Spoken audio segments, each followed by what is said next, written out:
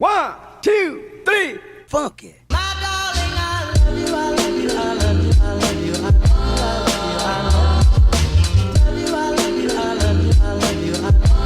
True Crime in Each State, Part 26, Alabama. Just a little disclaimer, this one's a little rough.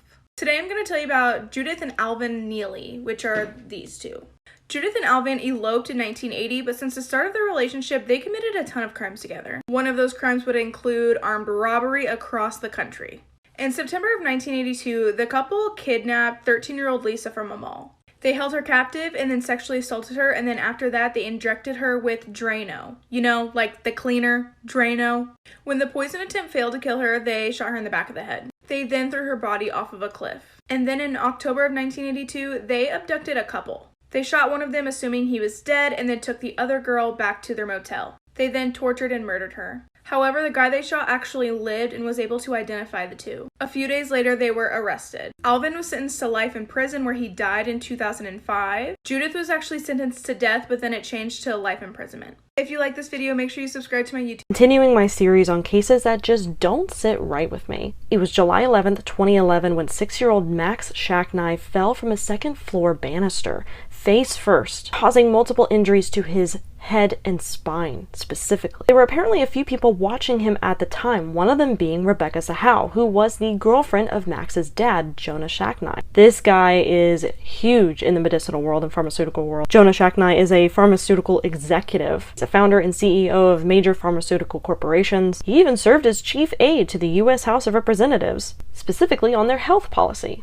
Rebecca at the time was allegedly in the bathroom, and her teenage sister was also in the house, but eyes were not on Max at the time of his fall. They suspected that maybe he was playing with something such as a scooter and it was on the carpet. Maybe it got caught on something, which caused him to go over the banister. They were at Jonah Shacknai's summer estate over near San Diego, California. They rushed into the hospital as soon as they can, and they were doing their best to revive him, but things were not looking good for Max. The next day, Rebecca dropped off her sister Zena to the airport so she could go back to their family in Missouri, but while there, picked up Jonah's brother Adam. Rebecca, Jonah, and Adam had dinner that night. Things were going fine. And then the next morning at around 6:45 a.m., Adam found Rebecca hanging from the second-story balcony. She was nude and bound at her wrists, her ankles, and her hands were tied behind her back. There was a blue t-shirt that was actually around her neck and her head, suffocating her as well. Shortly after, he called 911 but told the police that he had already cut her down, possibly trying to revive her, which puts his DNA on Rebecca. When police arrived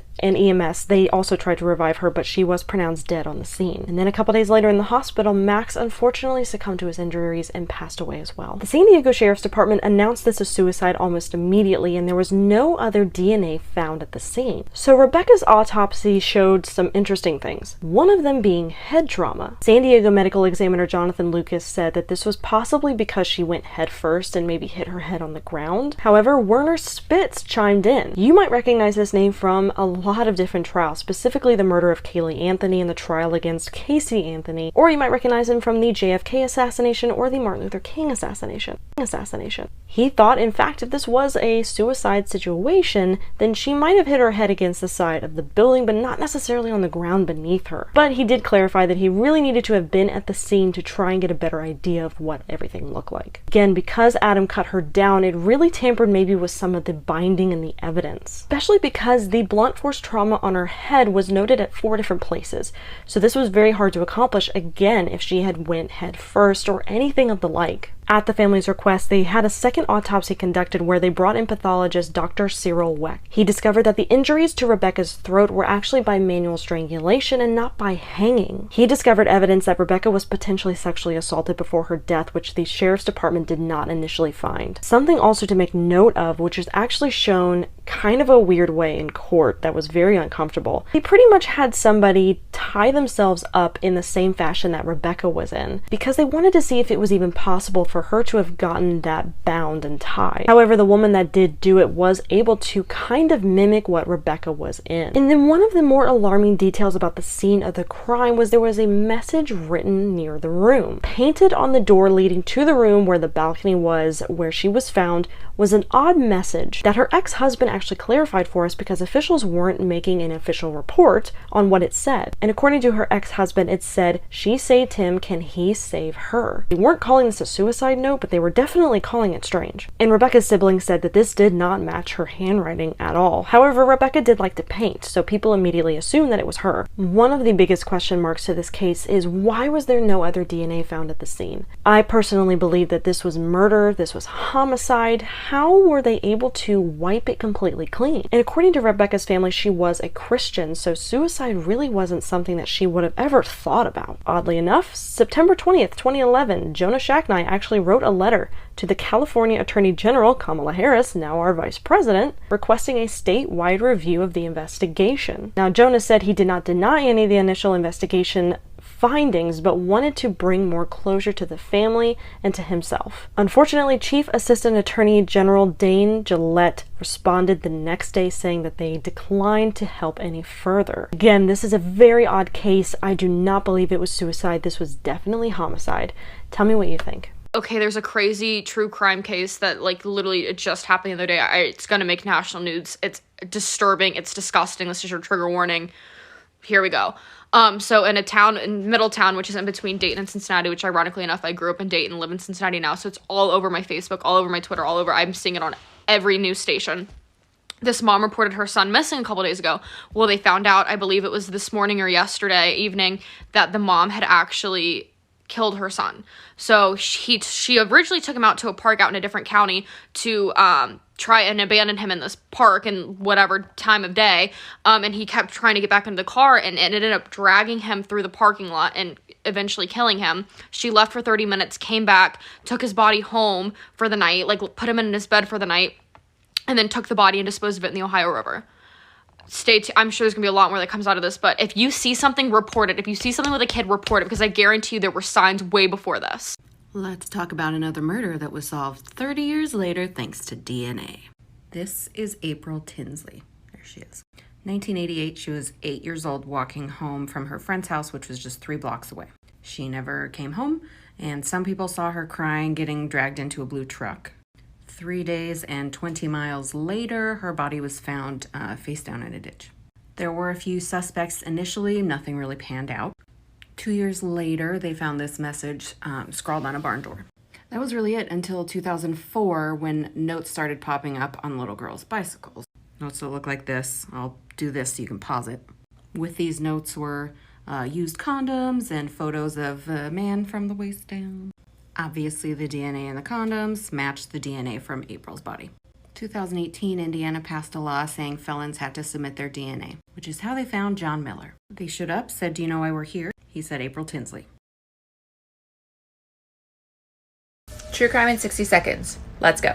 On February 14th, 1993, 5-year-old Sarah West and her little brother Seth were being babysat by their 16-year-old neighbor, Billy Schaefer. While watching a horror movie, Billy decided that he wanted to molest Sarah.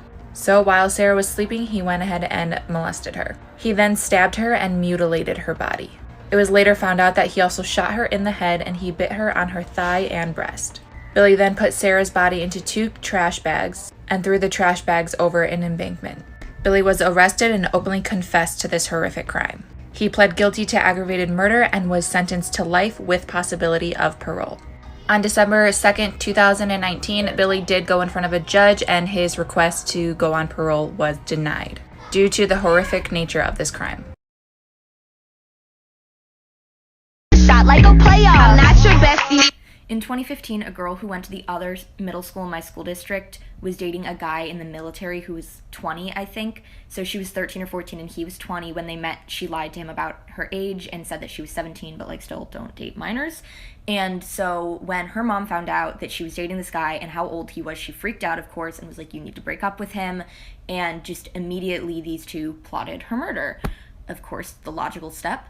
And so they went to this concert together, and the mom said, "Well, you guys can only go if I drive you." So she drove them. They got back to the house after this concert, and when they parked in the driveway, they choked her and stabbed her in the neck 5 times, and then they drove the car into a lake, went to our local Walmart to buy shit to cover it up with, and buried her body on a hill, which was almost immediately found the next morning. So they arrested them, charged them both with first-degree murder. She got 35 to life, he got life and then some, and they're both still in prison. Claire Miller. 14-year-old Claire Miller hysterically called the police at around 1 a.m. Monday, February 22, 2021. She said she stabbed her sister. When police arrived, they found Claire outside washing the blood off her hands in the snow. Claire escorted them to Helen's room. Helen was a 19-year-old girl that had cerebral palsy, which left her wheelchair-bound. They found Helen laying down with a pillow covering her face. When an officer removed the pillow, they found a large knife still in her neck. The parents were still asleep in their bedroom. Claire has been arrested and is being charged as an adult. She is being held in Pennsylvania Lancaster Prison, in a juvenile part of the prison. With this case being still so new, that is all the details we have at this point. We still don't know the motive or the charge. Hi, I'm Cam and this is 1 Minute Murder. In the year 2012, Faith Hedgepeth was in her junior year at UNC at Chapel Hill studying to become a pediatrician. Her father said she always made him feel like he was the most special person in the world. On the night of September 6th, Faith and her roommate Karina went to a nightclub called The Thrill in downtown Chapel Hill. After Karina started feeling sick around 2:30 a.m., they decided to go home. About an hour later, Karina left the apartment with a friend who picked her up. The door was left unlocked. When Karina couldn't get a hold of Faith the next day, she went back to the apartment and what she found was horrific. In the 911 call, the operator asked Faith if she was breathing. Karina responded, "I don't know, I don't think so. There's blood everywhere." Faith was wrapped in a comforter, partially nude with a significant amount of blood dispersed in her room. She had been raped and murdered. Faith's cause of death was blunt force trauma to her head, and she also had cuts and bruises as well as blood under her fingernails. The murder weapon was believed to be an empty Bacardi rum bottle. The killing discovery was also made in the bedroom near Faith's body. It was a fast food bag with a handwritten note that said, "I'm not stupid, bitch." DNA evidence, this is what the killer might look like. It's almost been 9 years and this case is still open. The murder is still out. Remember those TikTokers that found a body in that suitcase following using the app Randonautica? Well, there is a case update. If you aren't too familiar with the case, basically a couple of TikTokers were using the app Randonautica, which takes you to random locations. It took them to a location in which they found a suitcase. Upon opening the suitcase, they realised they'd stumbled across something much more sinister, and it was all caught in a TikTok video. So the update. Initially, it was thought to just be one body in the suitcase. However, upon further investigation, it was discovered there were actually two. These were the bodies of the two people pictured above. 27-year-old Austin Cashwenner and 35-year-old Jessica Lewis. They had both been shot in the head and dismembered before being put in the suitcase. No suspects have been identified as of yet, so the family of the victims have put together a $10,000 cash reward for information leading to the apprehension of the murderer. Please be sure to like, comment and share, and subscribe to my YouTube. Stop scrolling, I need your help. This is me, and when I was 13, I was kidnapped by an internet predator. But I was rescued because of this missing poster. Since my rescue, I've dedicated my life to bringing missing people home, and I need your help. 19-year-old Sydney West disappeared without a trace on the morning of September 30th, 2020, after she had gone out for a jog. Before her disappearance, Sydney was a student at UC Berkeley, an active member of the volleyball team, and often blogged about her mental health struggles. It's reported that Sydney was having trouble adjusting to the college lifestyle. Her case is classified as high risk as she allegedly suffers from anxiety and depression. Unfortunately, there's limited information out there about Sydney's disappearance. Please share this, like this, comment, do whatever you can do to help us find Sydney. Does anyone remember this actor? He appeared in Sons of Anarchy, Malcolm in the Middle when he was younger, and one of my personal favorites, Raise Your Voice with Hilary Duff. His name is Johnny Lewis. In 2011, Johnny had a really bad motorcycle accident that gave him a little bit of head trauma. However, when he was tested for a concussion, it came back negative, so he refused any further medical treatment. Despite the doctor's conclusion, his behavior became really erratic and reckless. He was arrested for things like attempting to break into a woman's home and attacking two men with a glass bottle. Then just a couple days after he was released for one of those charges, it was September 26, 2012, and he broke into 81-year-old Catherine Davis's home. She was his landlady. He beat Catherine to death as well as her cat and then completely ransacked her house. Then he climbed to the top of Catherine's roof and either accidentally or purposely fell off of it and died. So that's why he disappeared. Imagine killing someone while sleepwalking. This is the case of Kenneth Parks. On March 24th, 1987 in Toronto, Canada, it was the early mornings when Kenneth Parks fell asleep while watching TV. Suddenly, he got up, put his shoes on, and walked out the door. He left the door open. He got in his car, drove off, and left the garage door open. He drove 14 miles to his in-laws' house where he tried to strangle his father-in-law and brutally murdered his mother-in-law. He then walked into a police station and said, "I think I killed someone." Police say that his tendons in his hands were cut, but that he showed no sign of pain, which they thought was really weird, which only concluded that he did all of this while sleepwalking. This is part 2 of the case of Kenneth Parks.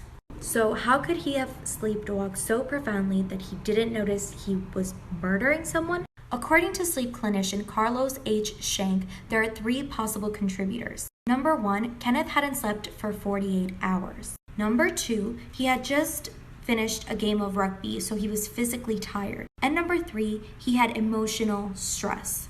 Kenneth was allegedly a gambling addict, and he had spent a lot of his family's savings on gambling, and he also stole money from his job, which ended up in him losing his job. He was meant to go to his in-laws the next day for a barbecue, but I guess when he sleptwalked, he just went there. He used the sleepwalking argument in court, and he was acquitted of the crime. Let me know in the comments, what do you think? Was he sleepwalking or was he not? Make sure to follow for tomorrow's true crime episode. I will never get tired of talking about Mary Vincent. When Mary was 15, she was hitchhiking home and a man named Lawrence Singleton picked her up. She was exhausted and fell asleep on the drive, and when she woke up, she realized that they were going the wrong way.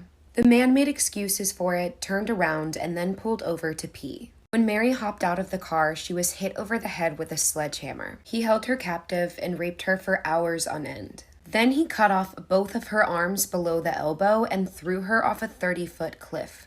Mary stuck her arms in the ground to help create a mud pack and started climbing back up the ravine. She walked several miles until someone finally stopped to help her. As a teenager, Mary testified against Lawrence Singleton in not only her trial, but a later victim's as well. She is a mom, an artist, and an absolute fucking queen now. 24-year-old Colleen Ritzer was a math teacher in Massachusetts. On October 22, 2013, school surveillance cameras captured her walking to the bathroom. Then the footage captured her student, 14-year-old Philip Chisholm, following behind her. Before attending school that day, he packed a change of clothes, a mask, and gloves. Philip attacked his teacher in the bathroom, slashed her throat 16 times, and sexually assaulted her. Then he walked out of the bathroom with bloody hands to retrieve a school recycling bin. Then he returned to the bathroom, changed his clothes, put Colleen's body in there, and wheeled her out to a wooded area near the school. Philip left a note beside her body that read, "I hate you all." He also left this inside of her. Then he stole her credit card and used it to buy food and a movie ticket. Authorities located him around midnight walking near a highway. He had Colleen's credit card and her underwear. While waiting for his trial and housed in a youth facility, he tried to strike again. He attacked a female staff member in the bathroom, but she managed to get away after kicking and screaming. Therefore, he was given more charges. He is yet to be sentenced for the most recent charges, but he was given 40 years for Colleen's case. Hi, I'm Cam, and this case is like an episode of Breaking Bad, and the twist is incest. Anna Marie Chowdhury murdered her sister's boyfriend John McGuire on Valentine's Day 2019, but she's not the only one with blood on her hands. Her sister Amanda and father Larry were also a part of the brutal torture and murder of John. Amanda and her boyfriend John had been coming off meth pretty hard around the time they moved in with Amanda's father Larry. A few weeks later, one of them decided to start making their own meth. The meth didn't crystallize, however, so the liquid was stored in a jar. On the night of Valentine's Day, the group was enjoying dinner when Larry suggested they play a game of trust. John's feet were tied up. When John bent down to untie his feet, Amanda suddenly broke a wine bottle over his head. The 3 family members then began torturing John for hours and accusing him of being a federal informant and demanding to know who he was. Amanda then told Anna to inject John with 2 syringes of what she claimed was truth serum. In reality, it was a bad batch of meth.